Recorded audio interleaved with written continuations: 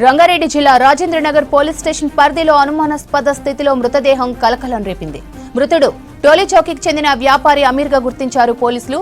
నిన్న మధ్యాహ్నం ఇంటి నుంచి బయటకు వచ్చినట్లుగా అమీర్ తండ్రి పోలీసులకు ఫిర్యాదు చేశాడు. డీజీపీఏ డ్రైవింగ్ స్కూల్లో సర్కిల్లో అనుమానాస్పద స్థితిలో అమీర్ మృతదేహం దొరికింది.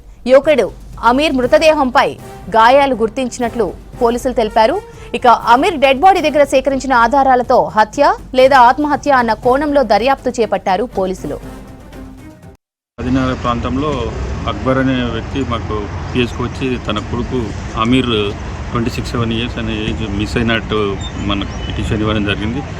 తద్వారా మనం వెరిఫై చేస్తూ ఉంటే ఇన్ఫర్మేషన్ రాత్రి తెల్లవారుజామున అంటే 2:30 ప్రాంతంలో అతనికి సంబంధించినటువంటి బైక్ హిమాయత్ సాగర్ లోని రాజేంద్ర ప్లేస్ పరిధిలో హిమాయత్ సాగర్ పక్కన బండి వదిలేసి ఉన్నది.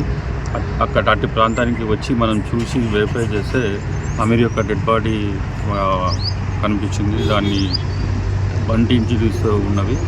ఇమీడియట్ బాడీని పోస్ట్మార్టం గురించి మనకి షిఫ్ట్ చేయడం జరిగింది.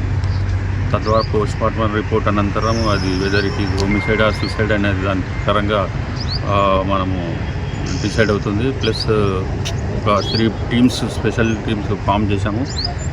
CCTV వెరిఫికేషన్ అవన్నీ నడుస్తుంది. ఇన్సిడెంట్ పైన తగు యాక్షన్ తీసుకుంటాం.